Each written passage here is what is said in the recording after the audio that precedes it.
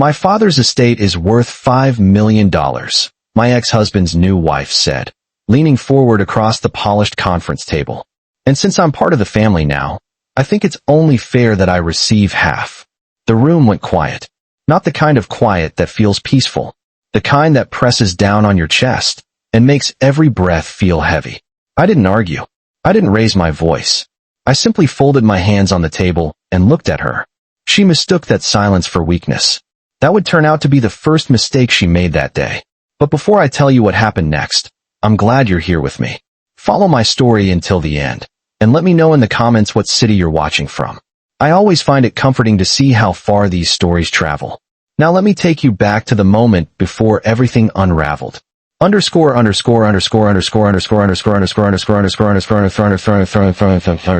The afternoon sun was filtering softly through the tall windows of the law office. It was one of those quiet, expensive buildings downtown. Polished marble floors, muted carpets, and walls lined with framed degrees that silently reminded everyone who held the power in the room. I sat at the long oak table with my hands wrapped around a cup of coffee that had already gone cold. Across from me sat my ex-husband, Daniel. Time had etched deeper lines into his face since our divorce 10 years ago, but the familiar stiffness in his posture hadn't changed. He still carried himself like someone who believed the world owed him something. Next to him sat the woman who had replaced me, Victoria. She looked younger than me by at least 20 years. Her blonde hair was styled perfectly, every strand exactly where it was supposed to be. Her dress probably cost more than the car I drove. But what stood out most wasn't the dress. It was the way she smiled. Not warmly, not politely, but like someone already celebrating a victory that hadn't happened yet. At the head of the table sat Mr. Halpern, my father's estate attorney. He was a quiet man in his 70s with silver hair and calm eyes that had seen more family disputes than anyone could count. A thick folder rested in front of him. My father's will. 3 weeks earlier, we had buried my father under a wide Texas sky. He had been 82, strong until the very end. Even in the hospital, his voice had carried that steady authority I had known my entire life. Margaret, he had said to me on his final night, his hand squeezing mine with surprising strength. Don't let anyone push you around after I'm gone. At the time, I had smiled and told him not to worry. Now, sitting in that quiet office, I began to understand exactly what he meant. Because across the table from me, Victoria was already leaning forward like a gambler placing her first bet. Daniel cleared his throat. So, he said casually, glancing toward the folder. Dad's estate should be fairly straightforward, right? Mr. Halpern didn't answer immediately.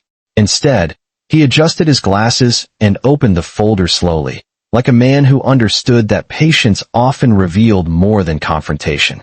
We'll review everything step by step, he said. Victoria crossed her legs and leaned back. Of course, she replied, her voice sweet but edged with impatience. But I'm sure we all know the estate is worth about $5 million. She said the number lightly, like she was discussing the price of a handbag. $5 million. That was what my father had built over 40 years of hard work. A chain of small manufacturing businesses. A ranch outside Austin. Investments he studied every night at the kitchen table. None of it had come easily. And none of it, I knew, had been meant for someone like Victoria. But she didn't know that. At least not yet. I looked at Daniel. He avoided my eyes. That told me everything I needed to know. Because Daniel had always been easy to read. When he lied, he stared at the table. When he felt guilty, he rubbed the side of his neck. Right now he was doing both. Victoria, on the other hand, looked perfectly comfortable. She leaned forward again, resting her manicured fingers on the table. So, she said, smiling at Mr. Halpern, since Daniel and I are married now, I assume the estate will be divided fairly among the family. Mr. Halpern didn't respond. Instead, he glanced at me. Just for a moment. It was the kind of glance that passes unnoticed by most people. But I understood it perfectly. He was asking a silent question. Are you ready? I took a slow breath. Because what Victoria didn't know, what neither of them knew, was that my father had never been a man who left things to chance. He had anticipated more than anyone realized. And the truth sitting inside that folder was about to change the entire conversation. But before that moment came, something else happened. Something small. Something quiet. A knock sounded at the office door. Everyone turned. Mr. Halpern looked up. "Come in." The door opened slowly, and the man who stepped inside would end up ruining Victoria's entire plan before she even realized what had happened. At the time, though, she was still smiling, confident, certain that half of my father's fortune was already hers. She had no idea she had just walked into a trap. The man who stepped into the office closed the door gently behind him. He wasn't dressed like someone trying to impress anyone. No flashy suit. No expensive watch. Just a dark gray jacket, a worn leather briefcase, and the calm posture of someone who knew exactly why he was there. Mr. Halpern looked up and nodded. "Good afternoon, Thomas." Thomas gave a small, respectful nod in return. "Afternoon." Victoria glanced between them with a faint frown, clearly annoyed by the interruption. Daniel leaned toward Mr. Halpern. "I'm sorry, who is this?" Mr. Halpern calmly folded his hands. "This is Thomas Rivera. He worked with your father for many years." Victoria's smile tightened slightly. "Oh," she said lightly. "An employee?" Thomas didn't react. He simply walked to the empty chair near the end of the table and set his briefcase down. I watched Victoria carefully. Some people reveal everything through the smallest reactions. A flicker of the eyes. A change in posture. Right now she looked irritated. Not threatened. Not yet. Daniel shifted in his chair. "I didn't know Dad invited anyone else to this meeting." Mr. Halpern looked directly at him. "Your father made several requests regarding the reading of his will." The room fell quiet again. Outside the tall windows, the city moved as usual.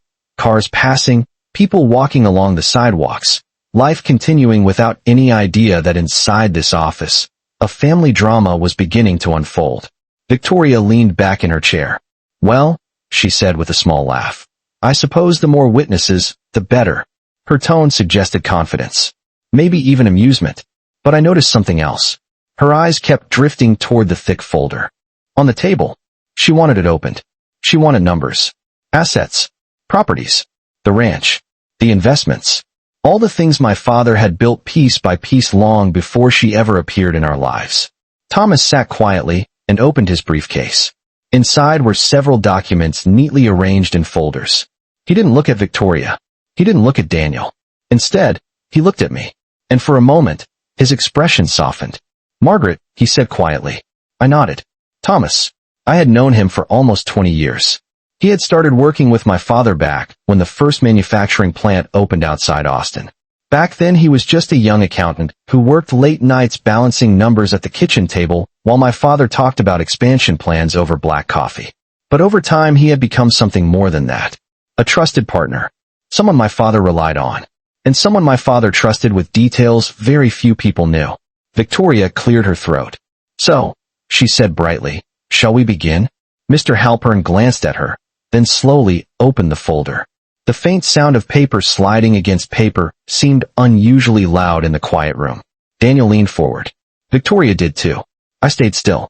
Mr. Halpern began reading in his calm, steady voice. "Last will and testament of Harold Whitaker." Hearing my father's full name spoken in that formal tone sent a strange feeling through my chest.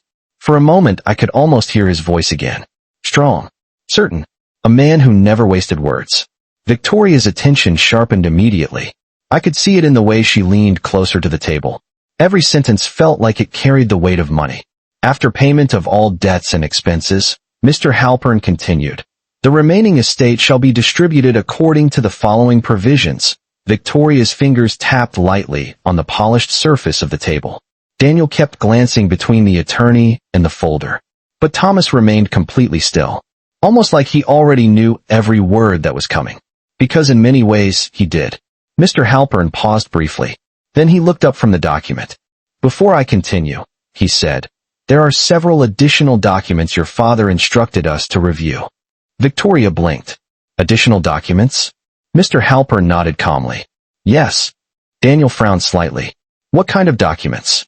Mr. Halpern turned his head toward Thomas. "If you would." Thomas opened one of the folders inside his briefcase. He slid a set of papers across the table toward Mr. Halpern. The moment Victoria saw them, something in her posture shifted. Just slightly. Enough that I noticed. "What are those?" she asked. Mr. Halpern adjusted his glasses and glanced at the first page. His expression didn't change, but I saw the faintest hint of understanding in his eyes. He looked back at the room.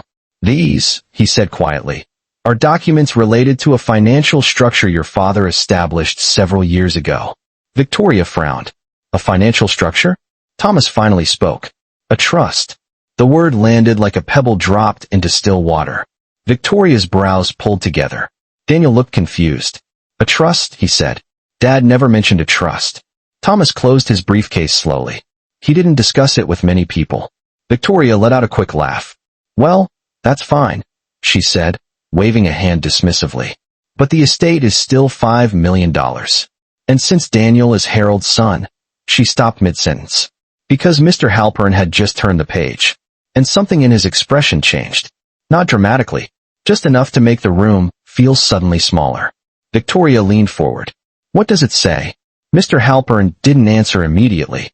Instead, he looked directly at me. Then at Thomas. Finally, he spoke.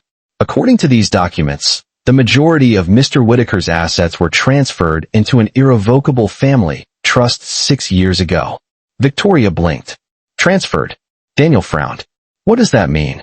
Mr. Halpern folded his hands. It means, he said calmly, that those assets are no longer part of the estate we are discussing today. The silence that followed was different from the earlier ones. This time it carried confusion, and the very first crack in Victoria's confidence. She leaned forward again, her voice sharper now. Wait, she said. If the assets aren't part of the estate, then where are they?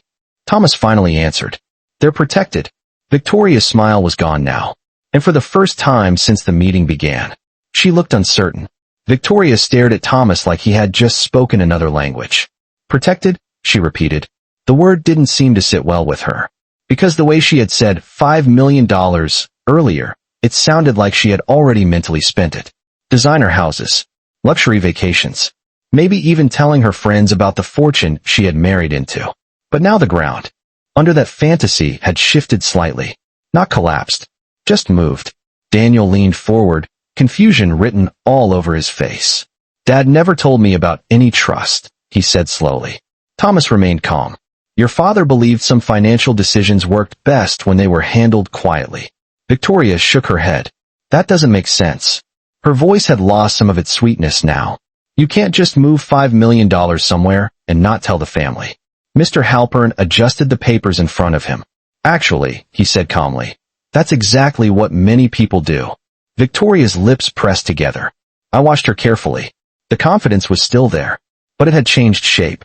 Earlier, she looked like someone already holding a winning lottery ticket. Now she looked like someone trying to figure out whether the numbers were still valid. She crossed her arms. So let me understand this, she said. There's a trust. Fine. But the estate still exists, right? Mr. Halpern nodded slightly. Yes. And the estate still contains money. Yes. Victoria glanced quickly at Daniel before turning back to the attorney. Then that's what we're discussing.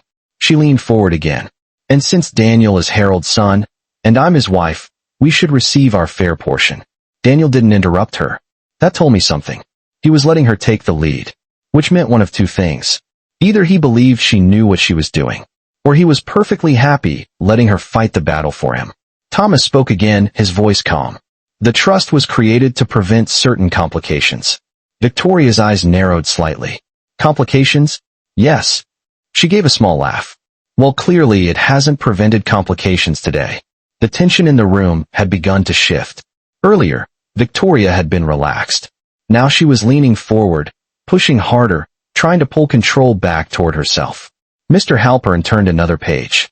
The trust was established 6 years ago, he said. Victoria frowned again. 6 years. Her eyes moved quickly, calculating. Because 6 years ago meant something important. It meant the trust had been created 4 years before Daniel married her. Which meant my father had made that decision long before she entered the picture. She looked at Daniel. You knew about this? Daniel shook his head. No, Thomas spoke quietly. Harold preferred to keep business matters private. Victoria let out a small breath. Then she straightened her posture. Well, she said, private or not, it doesn't change the fact that families share assets. Her voice had regained some of its firmness. I recognized that tone. It was the voice of someone trying to rebuild authority after the room had begun slipping away from them. She tapped the table lightly. And Daniel is the only son. Mr. Halpern nodded slowly. That is correct. Victoria smiled again. There it was. the confidence creeping back. So regardless of the trust, the estate should still be divided between Daniel and Margaret. She glanced at me as she said my name, like she had just remembered I was part of the equation. Then she added something that made the air in the room shift again. Which means, she said casually, Daniel and I would control half. I could see the way she framed that sentence. Not Daniel. Daniel and I. Ownership. Authority. Money. But Mr. Halpern didn't respond immediately. Instead, he looked down at the document again. His finger traced a line on the page. Then another. The silence stretched for several seconds. Victoria leaned forward impatiently.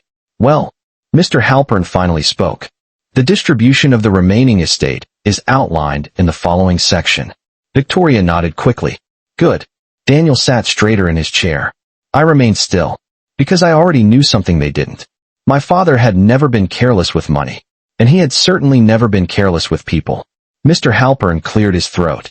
The estate that remains outside the trust consists primarily of liquid funds and one property. Victoria's eyes lit up slightly. How much? Mr. Halpern answered calmly. Approximately $800,000. Daniel blinked. 800. Victoria's expression tightened instantly. Wait, she said. You said the estate was worth $5 million. Thomas answered quietly. It was. Victoria turned toward him sharply. Was. Yes. He folded his hands. Before the trust was established. Victoria stared at him. You're telling me $4 million just disappeared? Thomas shook his head. No. Then he said the sentence that finally started to unravel everything she believed was happening. It was placed exactly where Harold wanted it. Victoria leaned forward again, her voice sharper now. And where exactly is that? Thomas didn't answer immediately. Instead, he looked at me, then at Mr. Halpern. Finally, he said calmly, under the control of the trust's primary beneficiary. Victoria frowned. Which is? Mr. Halpern slowly lifted his eyes from the page. And for the first time since the meeting began, he looked directly at me. Victoria followed his gaze. And in that exact moment, I watched the first real shadow of doubt cross her face. Victoria followed Mr. Halpern's gaze. And suddenly, everyone at the table was looking at me. For a moment, no one spoke. You could hear the faint hum of the air conditioner above us and the distant traffic outside the building. Victoria blinked once, then twice. Her expression shifted slowly from confusion to disbelief. Wait, she said. Her voice had lost the smooth confidence it carried earlier. You're looking at her. No one corrected her. Mr. Halpern simply adjusted the papers in front of him. Daniel leaned forward. What does that mean? Mr. Halpern spoke calmly. It means the primary beneficiary of the Whitaker family trust is Margaret. Victoria turned toward me, so quickly her chair scraped lightly against the floor. That's not possible. Her tone wasn't angry yet. It was the tone people use when reality refuses to match the story they've already told themselves. Daniel frowned. Margaret, he said, turning toward me. I met his eyes calmly. 14 years after our divorce, I had learned something important about Daniel. He didn't like surprises, especially the kind that changed the balance of power in a room. Victoria laughed suddenly, but it wasn't a happy laugh. Oh, come on, she said. That has to be a mistake. Mr. Halpern shook his head gently. There is no mistake. He slid one of the documents across the table. Victoria grabbed it before Daniel could.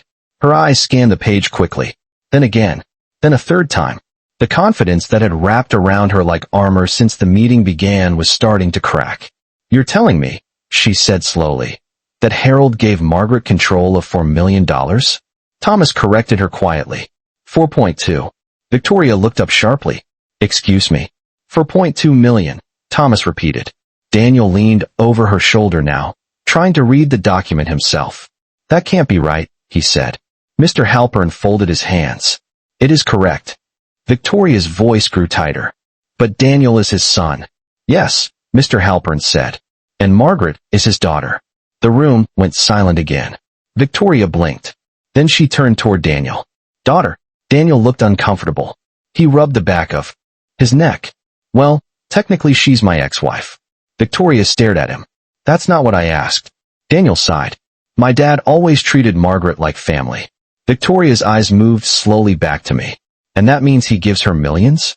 I didn't rush to answer. Sometimes silence says more than explanation. But Mr. Halpern spoke before I did. Margaret helped Harold build several of the early businesses, he said. Victoria frowned.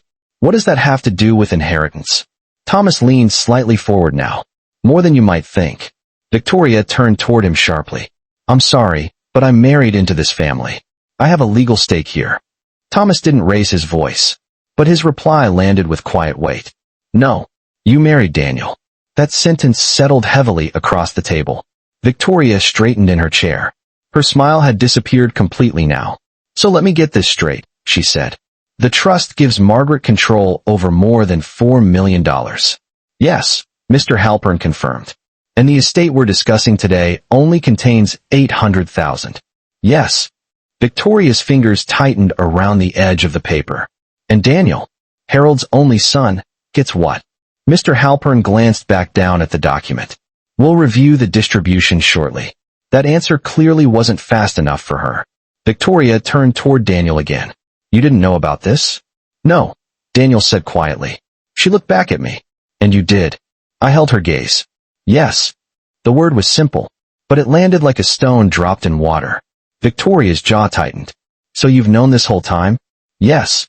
And you just sat here, pretending this meeting mattered? I shrugged slightly. It does matter. Her eyes narrowed. How? Before I could answer, Mr. Halpern cleared his throat again. There's an important detail about the trust that should be clarified. Victoria leaned forward again immediately. What detail? Mr. Halpern looked down at the document. Then he spoke carefully. The trust is irrevocable. Victoria frowned. I know what a trust is. Thomas corrected her gently. An irrevocable trust cannot be altered or claimed by outside parties. Victoria's face hardened. I'm not an outside party. Thomas met her gaze calmly. In legal terms, you are. Daniel shifted uncomfortably beside her. Victoria shook her head. That's ridiculous. Mr. Halpern remained calm. The trust was designed specifically to prevent disputes regarding inheritance after Harold's death. Victoria laughed again. But now the sound carried frustration. Well, clearly that didn't work. Thomas spoke quietly. Actually, it worked exactly as intended. Victoria's eyes snapped toward him. And what exactly is that supposed to mean? Thomas folded his hands on the table. It means the person Harold trusted most with his legacy is the one sitting across from you. Victoria slowly turned toward me again. The look on her face had changed completely now. Earlier it had been smug. Certain. Now it carried something much colder. Calculation. Because in that moment, she realized something very important. The meeting she walked into expecting to control was never hers to control in the first place. And the woman she thought was just the quiet ex-wife sitting at the table was actually the one holding the power. For several seconds, no one spoke. Victoria sat frozen, staring at me like she was trying to reassemble the entire situation in her mind. Because 5 minutes earlier, she believed she was sitting across from a quiet older woman who had no real power in this room. Now the documents on the table were telling a very different story. She slowly leaned back in her chair. Her fingers tapped once against the paper in front of her. Then she looked at Daniel. You knew she had this kind of influence with your father? Daniel shifted again. The movement looked uncomfortable, almost defensive. No, he said quietly. Victoria's eyes narrowed. Not even a hint. Daniel rubbed his neck again. My dad trusted Margaret with a lot of business matters. That answer didn't satisfy her. Not even close. She turned back toward Mr. Halpern. This doesn't make sense, she said. Harold had a son. A direct heir. That's how these things normally work. Mr. Halpern nodded calmly. Many families follow that structure. Victoria leaned forward. So why didn't he? The attorney didn't answer immediately. Instead, he slowly organized the documents in front of him. It was the kind of calm movement that only made Victoria more impatient. Well, she pressed. Thomas spoke quietly from the end of the table. Because Harold believed legacy should go to the person who protected it. Victoria turned toward him again. And you think that's her? Thomas didn't hesitate. Yes. The confidence in that one word filled the room. Victoria let out a short breath through her nose. That wasn't the answer she wanted. She crossed her arms. With all due respect, she said, Margaret divorced Daniel 10 years ago. Her eyes moved between Thomas and the attorney. Why would Harold give control of the family fortune to someone who isn't even legally part of the family anymore? Mr. Halpern spoke softly. Because Harold believed family wasn't defined by paperwork. Victoria's jaw tightened. That response only irritated her more. She looked back at Daniel again. "You're really okay with this?" Daniel didn't answer right away. Instead, he looked down at the table. The silence stretched. Finally he said, "I didn't know about the trust." Victoria leaned closer to him. "That's not what I asked." Daniel's voice was quieter now. "Margaret helped my dad build the business." Victoria shook her head. "That was decades ago." "Yes," Daniel admitted. "But my dad never forgot it." Victoria looked back at me. The tension in her face had changed again. The disbelief was fading. Now something else was taking its place. Frustration. Because she was beginning to realize that arguing about the past wasn't going to change what the documents already said. So she changed direction. "Well," she said slowly, "even if Margaret controls the trust, the estate still exists." Mr. Halpern nodded. "That is correct. And the estate still contains $800,000. "Yes." Victoria leaned forward again, her confidence returning slightly. "Then that amount should still be divided fairly." Daniel finally looked up. "Yes," he said. "That part makes sense." Victoria gave him a quick glance of approval. Then she turned back to the attorney. "So how is that portion divided?" Mr. Halpern turned another page in the document. The soft sound of paper sliding across the table filled the room again. Victoria watched him carefully. This time, there was no smile on her face. Only focus. Because now she understood something important. The $4 million in the trust might already be lost to her. But the estate still represented real money. Money she clearly didn't intend to walk away from. Mr. Halpern adjusted his glasses again. "The estate distribution is outlined here." Victoria leaned forward even more. Daniel did the same. Thomas remained quiet. And I simply watched. Because I already knew the next part. Mr. Halpern cleared his throat. "The remaining funds are to be distributed according to Harold Whitaker's final instructions." Victoria nodded impatiently. "Yes, we understand that part." The attorney continued reading. $200,000 will be allocated to several charitable foundations previously supported by Mr. Whitaker. Victoria blinked. "Charity?" "Yes." Her eyebrows pulled together. "So that leaves $600,000. Mr. Halpern nodded. "That is correct." Victoria leaned back again, clearly doing the math. 300 each, she murmured. Daniel seemed to reach the same conclusion. "That seems fair." But Mr. Halpern hadn't finished reading. He looked back down at the page. "There is one additional clause attached to the remaining funds." Victoria frowned. "What kind of clause?" Mr. Halpern spoke calmly. "The final $600,000 is to be awarded to a single recipient." Victoria sat upright again. "Which recipient?" Mr. Halpern slowly lifted his eyes from the document. Then he said the words that made Victoria's expression freeze once more. "The funds are to be granted to the individual Harold described as," he paused briefly, then finished the sentence, "the only person who never tried to take advantage of him." Victoria's fingers tightened against the edge of the table. "And who exactly is that supposed to be?" Mr. Halpern turned the document slightly so everyone could see the final line. Then he spoke. "Margaret Whitaker." The room fell silent again. But this time the silence didn't feel confused. It felt final. And across the table from me, Victoria's face slowly lost the last trace of color. Victoria didn't speak right away. For a few seconds, she simply stared at the final line on the document. The one that carried my name. Margaret Whitaker. Her fingers tightened around the edge of the paper. Then she looked up slowly. "That can't be right." Her voice sounded different now. Earlier it had been confident. Then irritated. Now there was something sharper in it. Something closer to panic. Daniel leaned forward quickly. "Let me see that." Victoria pushed the paper toward him without looking away from me. Daniel read the line. Then he read it again. His forehead creased. "You're saying Margaret gets the $600,000 too?" Mr. Halpern nodded calmly. "Yes." Daniel leaned back slowly in his chair. "That means," he stopped speaking, but the math was obvious. $4.2 million in the trust. $600,000 from the estate. Everything my father left behind. Victoria's eyes moved between Daniel and the attorney. "That's impossible." She pointed at the paper. "He had a son." Mr. Halpern remained calm. "Yes." "And somehow, the son gets nothing." Daniel shifted uncomfortably. "That's not exactly what it says." Victoria cut him off. "It might as well be." Her voice echoed slightly in the quiet office. Then she turned sharply toward Mr. Halpern. "I want to see the entire will."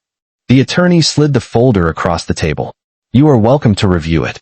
Victoria grabbed the folder and began flipping through the pages quickly. Paper rustled sharply with each turn. Daniel leaned over beside her, scanning the text as well. For nearly a minute, the only sounds in the room were pages turning and quiet breathing. Thomas remained silent at the end of the table. I simply sat back and watched.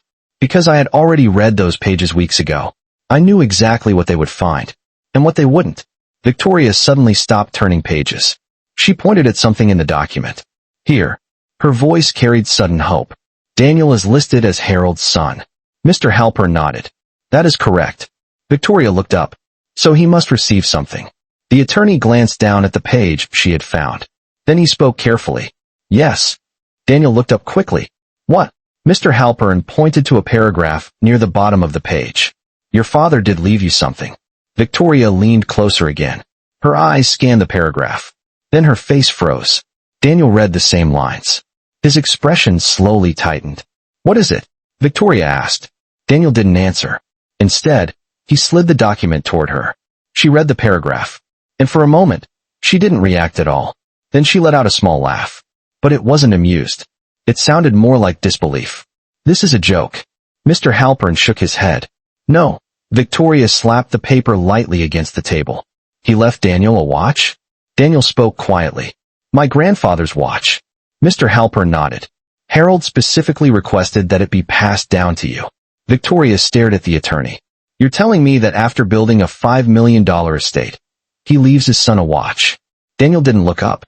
Thomas spoke calmly. That watch belonged to Harold's father before him. Victoria turned toward him sharply. I don't care about sentimental antiques. Her voice had risen again. I'm talking about money. The word hung heavily in the air. Daniel looked uncomfortable now. He shifted in his seat again. Victoria, but she wasn't listening. Her eyes had moved back to me. You knew about this. It wasn't a question. Yes, I said calmly. Her expression hardened. So you sat here the whole time, watching this play out? I was listening, I replied. Victoria leaned forward slowly. You think this is fair?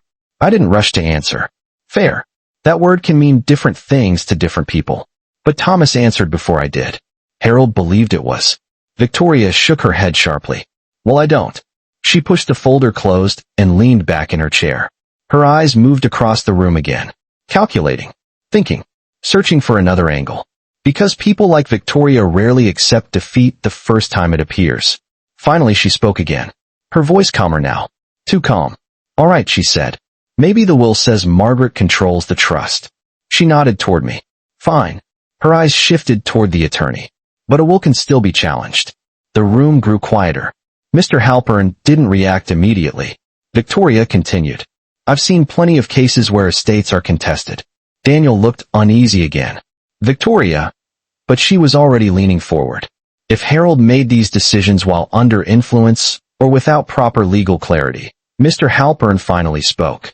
Harold Whitaker signed these documents with full legal review. Victoria didn't stop. And if the family disputes the will? Thomas finally leaned forward slightly. For what reason? Victoria's eyes flashed. For fairness. Thomas's voice remained calm. Fairness is not the legal standard for overturning a will. Victoria looked from Thomas to the attorney, then back to me. The anger in her eyes had returned. But underneath it now, there was something else. Determination. Because she had just made a decision. And I could see it forming before she even said the words. She placed both hands on the table and leaned forward. This isn't over. Her voice was quiet, but sharp. I promise you that. Victoria's words hung in the air. This isn't over. For a moment, no one responded. Mr. Halpern simply folded his hands on the table again. The same calm posture he had maintained since the meeting began. Thomas leaned back slightly in his chair. Daniel stared at the documents in front of him like they might suddenly rearrange themselves into a different reality. And I just watched Victoria. Because people reveal a lot in the moments right after they feel cornered. Some people become quiet. Some people accept defeat. Others start looking for a way to flip the board. Victoria was clearly the third type. She leaned back slowly in her chair, crossing one leg over the other again. But the relaxed posture didn't match the tension in her eyes. She was thinking, calculating, looking for an opening. Finally she spoke again. You know, she said, glancing toward Mr. Halpern. I find it very interesting that all of this information is coming from people who worked for Harold. Her eyes shifted toward Thomas, and people who benefited from his decisions. Thomas didn't react, but Daniel frowned slightly. What are you saying? Victoria shrugged lightly. I'm just saying, sometimes elderly people can be influenced. The room went quiet again. That word, influenced, carried weight. Mr. Halpern's expression didn't change, but his voice became firmer. Harold Whitaker was mentally competent when these documents were signed. Victoria gave a small smile. That's your opinion. It's a medical fact, Mr. Halpern replied calmly. Daniel looked uncomfortable again. Victoria, but she wasn't finished. Her attention had moved back to me. You must have been very close to him. Her tone sounded polite, but underneath it was something colder. Yes, I said simply. She tilted her head slightly. Close enough that he trusted you more than his own son. Daniel shifted in his chair again. Victoria, stop. But she waved him off. No, I'm curious. Her eyes stayed on me. What exactly did you do to earn that kind of trust? I held her gaze calmly. I showed up. The answer seemed to irritate her even more. That's convenient. Thomas spoke quietly. It's also true. Victoria looked toward him again. You seem very eager to defend her. Thomas didn't raise his voice. I'm stating facts. Victoria laughed softly. Well, here's another fact. She tapped the table lightly. Courts love examining situations where large assets suddenly move into someone else's control. Mr. Halpern answered calmly. And courts also value clear documentation. Victoria's smile thinned. Which can be challenged. Daniel sighed quietly beside her. This isn't going anywhere. Victoria turned toward him sharply. You're just going to accept this? Daniel looked tired now. I don't see another option. There's always another option, she replied. Her eyes moved back to the attorney. If someone pressures an elderly man into restructuring his estate, Mr. Halpern interrupted gently. There is no evidence of that. Victoria leaned forward again. That's what investigations are for. The tension in the room grew heavier. But Thomas didn't look concerned. Neither did Mr. Halpern. And I could see why. Because everything Victoria was suggesting had already been anticipated. My father had never been careless, especially when it came to protecting what he built. Mr. Halpern opened another section of the folder. There is one additional statement from Harold that might be relevant here. Victoria frowned. What statement? The attorney slid another page across the table. This was written and signed at the same time the trust was created. Victoria grabbed the page. Her eyes moved quickly across the lines. Then her expression tightened. Daniel leaned closer. What does it say? Victoria read part of it aloud, her voice stiff. I have chosen Margaret Whitaker as the primary steward of my estate because she has consistently demonstrated integrity, loyalty, and sound judgment in both family and business matters. Her jaw clenched slightly. Daniel read the next line quietly. These decisions are made freely and without influence from any individual. Victoria stopped reading. Her eyes moved slowly back toward me. That's very thorough. Yes, Mr. Halpern said. Harold believed clarity prevented disputes. Victoria placed the page back on the table. But she didn't look defeated. Not yet. Instead, she leaned back again, studying me carefully. Because now the story she had believed about me was gone. The quiet ex-wife. The background figure. The woman she assumed would sit quietly while others claimed the family fortune. That version of me no longer existed in her mind. Now she was looking at something else entirely. A rival. Finally she spoke again. Her voice quieter this time. You must feel very proud of yourself. I didn't answer immediately, because pride had nothing to do with this. But before I could respond, Daniel spoke. Victoria, that's enough. She turned toward him again. You're just going to walk away from this? Daniel rubbed his face with one hand. I don't think we have a choice. Victoria stared at him. And for the first time since the meeting started, she looked genuinely angry at her own husband. Because the one person she expected to fight beside her was already giving up. And that realization seemed to push something inside her. She slowly stood up from her chair. The movement drew everyone's attention. Victoria smoothed the front of her dress. Then she looked directly at me. This might not end the way you think. Her voice was calm again. Too calm. Because sometimes the quietest threats carry the most intention. She picked up her purse from the chair. And as she turned toward the door, she added one more sentence. You may have won today. She paused briefly.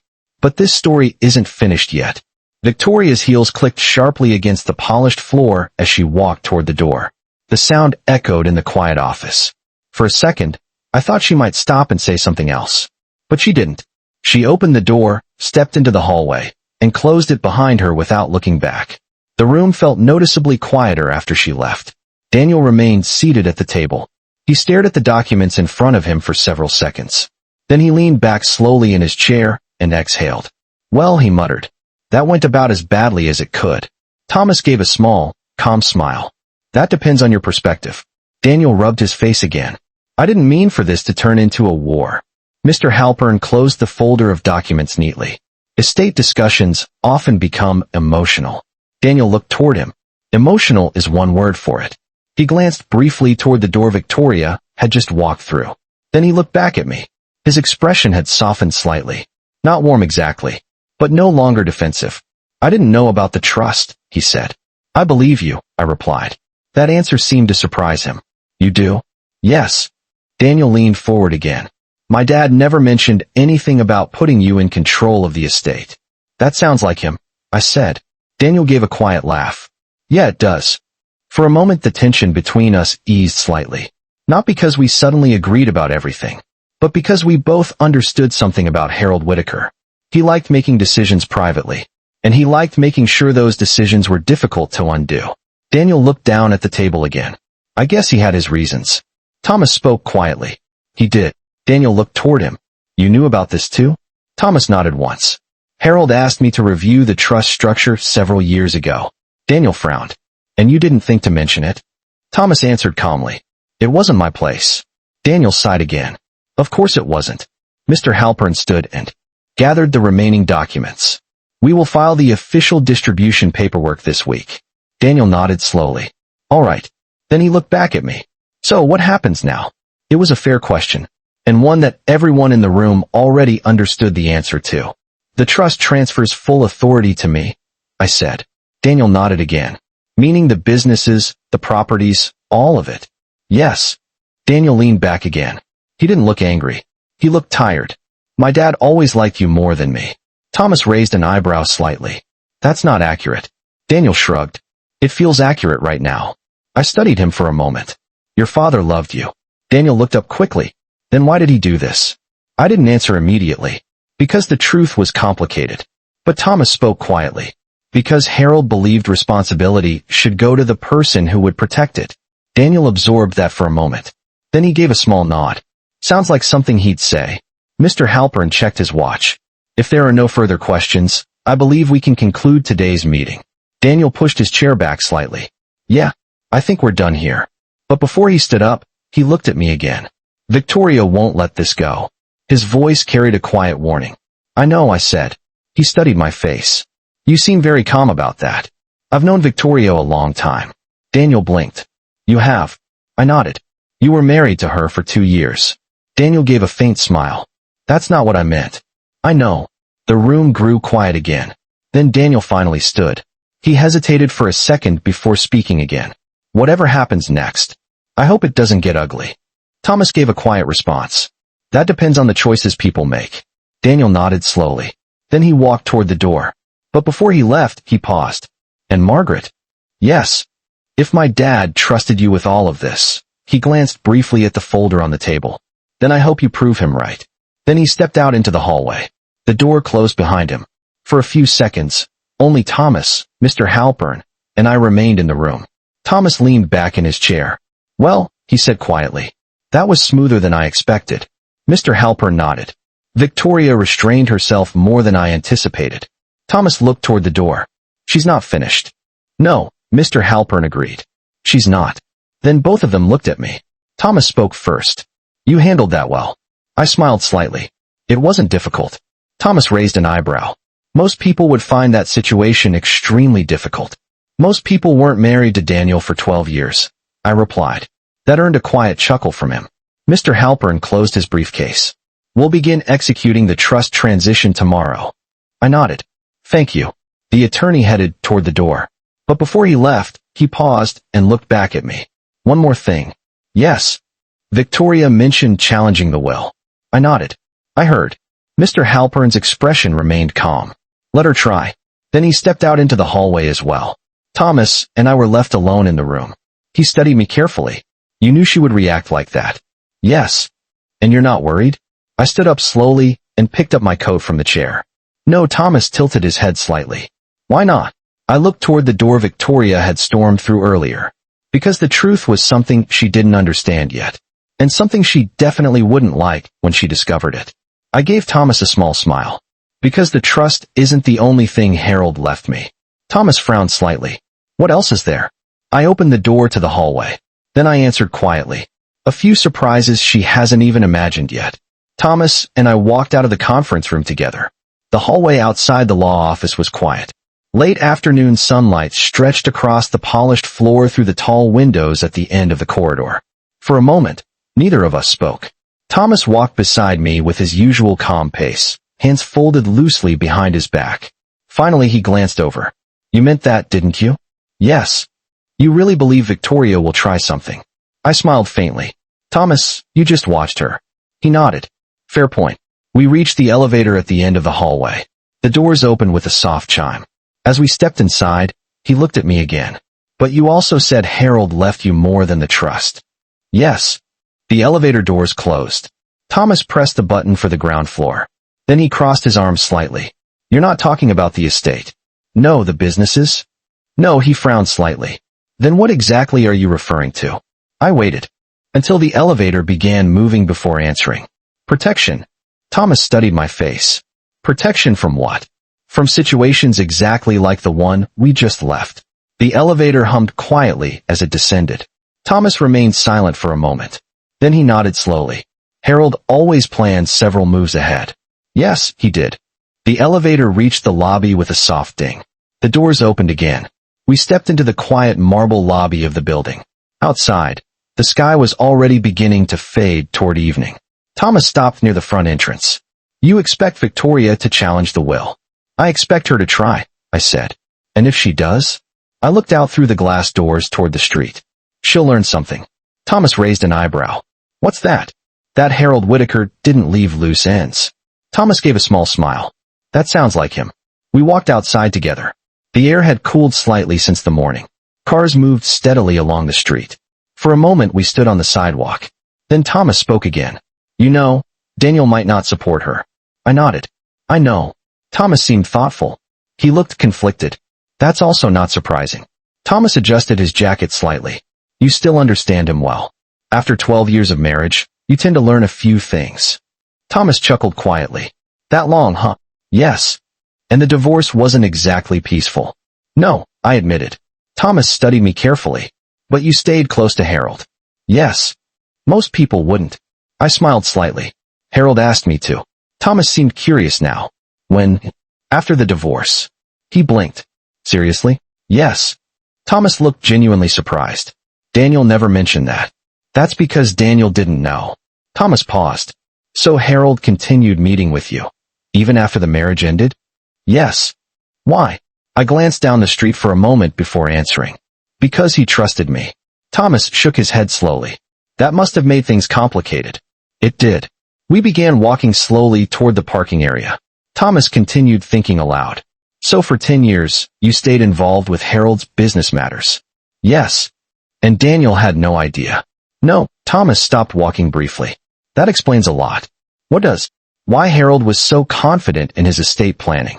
He looked at me again. You weren't just someone he trusted emotionally. No. You were someone he trusted professionally. Yes. Thomas let out a quiet breath. Well, that certainly changes the picture. We reached my car. But before I unlocked it, Thomas spoke again. One thing still puzzles me. What's that? If Victoria pushes this into court, things could get messy. Yes. And lawsuits tend to drag on. They do. Thomas folded his arms again. So why do you seem so relaxed about it? I leaned lightly against the side of the car. Because the truth was something Victoria didn't understand yet. And something Daniel probably didn't understand either. Harold Whitaker had never built an empire without protecting it carefully. Because if she challenges the will, I said calmly, she's opening a door. Thomas frowned slightly. What kind of door? The kind that reveals everything. Thomas's eyebrows lifted. Everything. Yes. About the estate? No, then about what? I looked directly at him. About the last 10 years. Thomas went quiet. Then he asked the question slowly. You mean the work you did with Harold? Yes. Thomas blinked. You're telling me there are records of all that? I nodded. Every meeting. Every contract. Every financial decision. Thomas gave a low whistle. That's a lot of documentation. Yes. And it's all legally recorded? Yes. Thomas stared at me for a moment. Then he started laughing softly. Well, now I understand why you're not worried. I unlocked the car door. Victoria thinks this is about inheritance. Thomas nodded. But it isn't. No. He leaned slightly against the car roof. So what is it really about? I opened the driver's door. Then I looked back at him. Proof. Thomas tilted his head. Proof of what? I gave a small smile. Proof that Harold didn't just trust me with his legacy. I paused for a moment. Then finished the sentence. He trusted me to help build the final version of it. 3 days passed after the meeting at Mr. Halpern's office. And for a short time, everything was quiet. Almost too quiet. No calls from Daniel. No messages from Victoria. No letters from attorneys. Just silence. But I had lived long enough to recognize that kind of silence. It usually meant someone was preparing something. On the third morning, I was sitting at the kitchen table with a cup of coffee when my phone rang. The name on the screen made me smile slightly. Thomas. I answered. Good morning. His voice came through immediately. Well, it looks like you were right. I leaned back in my chair. What happened? She filed. I wasn't surprised. Already. Yes. Thomas sounded almost impressed. That woman moves quickly. I took a slow sip of coffee. What exactly did she file? A formal petition to contest the will. I nodded slowly. That was predictable. Thomas continued. She's claiming Harold may have been influenced during the restructuring of the trust. Of course she is. And she's requesting a full review of the estate documentation. I placed the coffee cup down. Well, she's about to get exactly that. Thomas laughed softly. I had a feeling you'd say that. Which court? Cook County Probate Court. That makes sense. Thomas paused briefly. Margaret. Yes. She's also asking for financial disclosure going back 10 years. I smiled slightly. That's perfect. You say that like it's good news. It is. Thomas chuckled. You're the only person I know who celebrates an audit. It's not an audit. Then what is it? An opportunity. There was a short pause on the line. Then Thomas said quietly, You've been waiting for this. Yes. I thought so. I stood up and walked toward the living room window. Outside, the street was calm. People walking dogs. A delivery truck pulling away from the corner. Normal life. But somewhere across the city, Victoria was probably already planning her next move. Thomas spoke again. Her attorney filed aggressively. How so? They're asking the court to examine every transfer Harold made to the trust. That's standard. Yes. But they're also requesting depositions. I smiled. Even better. Thomas laughed again. I swear, you sound like someone who enjoys courtrooms. I don't enjoy courtrooms. But you enjoy being prepared. That part, yes. Thomas cleared his throat slightly. There's one more thing. What's that? They're specifically questioning your involvement in Harold's business decisions. I leaned lightly against the window frame. Of course they are. They're implying you may have positioned yourself to gain control of the estate. I let out a small breath. That's exactly the argument I expected. Thomas's voice became more thoughtful. You realize that once this goes to court, everything becomes public. Yes. Financial records. Yes. Business contracts. Yes. Private meetings. Yes. Thomas was quiet for a moment. Then he asked the question that had clearly been sitting in his mind. Are you absolutely sure that helps your case? I didn't hesitate. Yes. Why? Because Victoria is assuming something. What? She's assuming I benefited from Harold's trust. Thomas waited. But I didn't continue immediately. Finally he asked, and you didn't? I smiled faintly. Oh, I benefited. How? I learned how Harold thought. Thomas sounded confused. That's not exactly a financial gain. No, but it's far more valuable. Thomas was quiet again. Then he said slowly, You're planning something. No, you're not. No, then why do you sound so confident? Because the truth was simple. Victoria believed she had discovered a vulnerability. But in reality, she had just triggered the part of Harold's plan that protected everything. Because Harold anticipated this exact situation, I said. Thomas exhaled slowly. I'm starting to see that. He documented everything. Yes. And he didn't just document the estate. Thomas spoke carefully now. What else did he document? I walked back to the kitchen table and sat down again. The work. What work? The last decade of business decisions. Thomas sounded curious again. The expansion projects? Yes. The property acquisitions? Yes. The restructuring of the company holdings? Yes. Thomas paused. Wait. His tone shifted slightly. You're telling me that if this goes to court, they'll have to review all of it. And your name appears in those records? Yes. Thomas went quiet for several seconds. Then he laughed. Not a small laugh this time. A full one. Oh, Victoria has no idea what she just walked into. No, I said calmly. She doesn't. Thomas let out another breath. You know what the judge is going to see when those records appear? Yes. What? I looked down at the legal folder sitting on my kitchen table. The same folder Harold had handed me months before he passed away. Inside it were copies of every document Victoria was about to request. Every meeting. Every agreement. Every business decision. Signed. Dated. Verified. I spoke quietly. The judge is going to see something very simple. Thomas asked, "What's that?" I gave a small smile. That Harold Whitaker didn't just trust me with his estate. I paused for a moment, then finished the sentence. He trusted me to help run it. The first court hearing was scheduled 2 weeks after Victoria filed the petition. 2 weeks. That was fast for a probate case. But when someone pushes aggressively, the court system tends to move quickly at the beginning, especially when millions of dollars are involved. On the morning of the hearing, the courthouse lobby was already busy. Attorneys walking quickly through security. Families waiting on wooden benches. Clerks carrying stacks of files from one office to another. Thomas stood beside me near the entrance. You ready for this? Yes. He glanced toward the elevators. Victoria's lawyer filed a pretty dramatic opening statement. That doesn't surprise me. They're claiming you manipulated Harold's trust over the last decade. I smiled faintly. That argument will be interesting once the documents appear. Thomas nodded slowly. Exactly what I was thinking. The elevator doors opened. Several people stepped out. Among them, Daniel.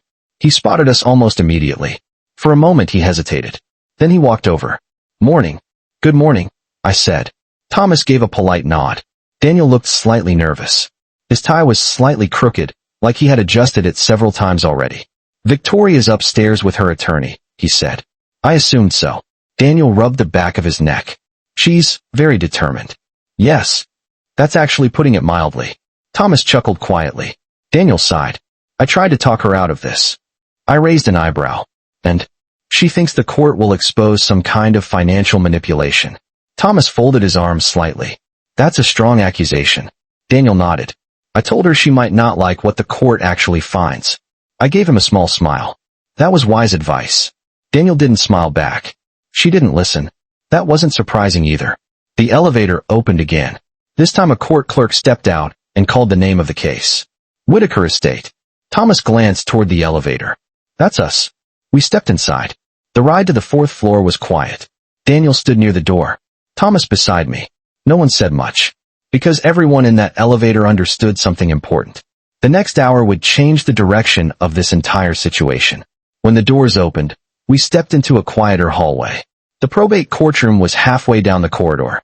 Victoria was already there, standing beside a tall man in a dark suit. Her attorney. She spotted us immediately. Her expression tightened. Not surprise. Not anger. Something closer to determination. She walked toward us. Her heels clicked firmly against the floor. Daniel shifted slightly beside me. Here we go.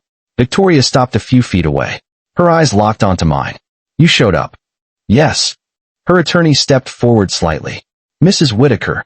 Former Mrs. Whitaker, Thomas corrected calmly. The lawyer gave a thin smile. Of course. Victoria crossed her arms. I hope you brought your records. I did. Her smile widened slightly. Good. Daniel shifted uncomfortably again. Victoria, but she ignored him. Her attention stayed on me. You've had 10 years to arrange things the way you wanted. I didn't react. She leaned forward slightly. But once the court sees the financial transfers, the contracts, the trust amendments, she paused. I think the truth will come out. Thomas glanced at me briefly, but I stayed calm. Because Victoria was still making the same mistake she had made from the beginning. She believed she had discovered something hidden, but everything she was about to present had already been planned. The courtroom door opened. A clerk stepped out. Whitaker Estate hearing is about to begin. Victoria turned toward her attorney. He nodded once. Then the group moved toward the door. Inside, the courtroom was smaller than most people expect. Probate hearings rarely involve large audiences. Just the judge, the attorneys, and the people connected to the estate. We took our seats. Victoria and her attorney on one side. Thomas, Mr. Halpern, and I on the other. Daniel sat in the back row. The judge entered a few minutes later. Everyone stood. Then the hearing began. Victoria's attorney spoke first. He walked confidently to the center of the room. "Your Honor," he began, "we believe the restructuring of Harold Whitaker's estate over the last decade raises serious legal questions." The judge nodded slightly. "Go on." The lawyer continued. "Our position is that Margaret Whitaker inserted herself into the financial decision-making process in a way that ultimately positioned her to gain control of the estate." Victoria sat upright in her chair. Watching closely, the attorney gestured toward our table. "We believe a full review of the documentation will demonstrate undue influence." The judge turned toward Mr. Halpern. "Your response?" Mr. Halpern stood calmly. "Yes, Your Honor." He picked up a thick folder from the table. "The estate has no objection to reviewing the documentation." Victoria's lawyer smiled slightly. "Excellent." But Mr. Halpern continued. "In fact, we welcome it." The smile faded slightly, because the next part wasn't what he expected. Mr. Halpern placed the folder on the judge's desk. "This file contains 10 years of documented business records, meeting minutes, financial approvals, and strategic agreements involving Harold Whitaker and Margaret Whitaker." The judge opened the folder. Several thick stacks of documents were inside. The courtroom grew very quiet. Mr. Halpern continued calmly. "These records show that Margaret Whitaker was not influencing Harold Whitaker." He paused briefly, then finished the sentence. "She was working with him." Victoria's attorney frowned slightly, but the judge began turning pages. And as the documents appeared one after another, the expression on Victoria's face slowly started to change. Because for the first time, she was beginning to understand what she had actually brought into the courtroom. The courtroom stayed quiet as the judge continued turning the pages. Paper after paper, date after date, signature after signature. For nearly 5 minutes, no one spoke. Victoria's attorney stood waiting beside the table, his earlier confidence fading slightly with every page the judge reviewed. Finally the judge looked up. "These documents go back 10 years. "Yes, Your Honor," Mr. Halpern replied. The judge adjusted his glasses. "And they show joint meetings between Harold Whitaker and Margaret Whitaker regarding company restructuring, asset protection, and long-term estate planning." "Yes." The judge flipped to another section. "And these contracts are signed by both parties." Mr. Halpern nodded. "That is correct." Across the courtroom, Victoria shifted slightly in her seat. The determination she carried into the room was starting to crack. Because the story she had presented was simple. An older man manipulated. An ex-wife quietly positioning herself to gain control. But the documents were telling a very different story. A partnership. A decade of business decisions. Carefully documented. Carefully recorded. The judge leaned back slightly in his chair. Then he looked toward Victoria's attorney. "Do you have evidence that contradicts these records?" The attorney hesitated. "Your Honor, we believe further review." The judge raised a hand gently. "These documents appear thorough." The attorney tried again. "Our position is that undue influence may still have occurred." The judge looked back down at the file. Then he asked a simple question. "Do you have proof of that?" The silence that followed answered the question. Victoria's attorney glanced briefly toward her. But she had no answer either. Because there wasn't any proof. Just assumptions. The judge closed the folder slowly. "The court finds no indication that Harold Whitaker's estate decisions were made under improper influence." Victoria's shoulders stiffened. The judge continued calmly. "On the contrary, the documentation demonstrates a long-term professional collaboration between Harold Whitaker and Margaret Whitaker." The words settled heavily in the room. Victoria stared forward, her expression frozen. The judge looked toward Mr. Halpern. "The petition to contest the will is denied." 3 simple words. Denied. The courtroom clerk wrote something down. The judge continued. "The estate plan stands as written." Victoria's attorney lowered his eyes toward the table. The hearing was over. Just like that. The judge stood. Court adjourned. Everyone rose. The judge exited through the side door. And slowly the quiet courtroom began to move again. Papers gathering. Chairs shifting. People standing. Victoria remained seated for a moment longer. Then she stood slowly. Her attorney leaned toward her and spoke quietly. She didn't answer. Instead, her eyes moved across the room toward me. Not angry, not shocked, just defeated. For the first time since this entire situation began, Daniel stepped forward from the back row. He looked between both of us. "Well," he said quietly, "I guess that settles it." Victoria grabbed her purse. "This isn't fair." Her voice sounded smaller now. Daniel sighed. "It's done." She turned toward him sharply. "You're just accepting this?" Daniel looked tired. "I'm accepting reality." Victoria shook her head. Then she walked toward the exit without another word. Her attorney followed behind her. The courtroom door closed. And just like that, she was gone. Thomas stepped beside me. "Well," he said quietly, "that ended faster than I expected." Mr. Halpern nodded. "Documentation tends to do that." Daniel remained standing near the aisle. He looked at me for a long moment. Then he walked over. "I guess my dad knew what he was doing." "Yes," I said softly. Daniel nodded. "He always trusted you." For a moment, neither of us spoke. Then he added quietly, "I think I understand why now." Thomas and Mr. Halpern gathered the documents. Daniel looked at the folder on the table. "All those records, yes. You kept everything," Harold insisted. Daniel smiled faintly. "That sounds like him." Then he hesitated.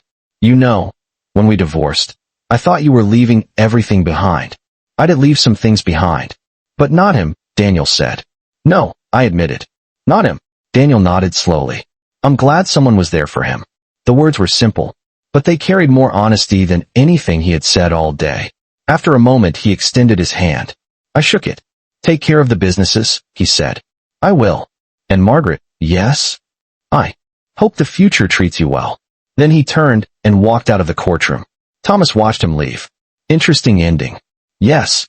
We gathered the last of the documents. As we stepped into the courthouse hallway, the afternoon light streamed through the tall windows. Bright, calm, quiet. For the first time since Harold passed away, everything felt settled. Thomas looked at me. "So what happens now?" I thought about Harold.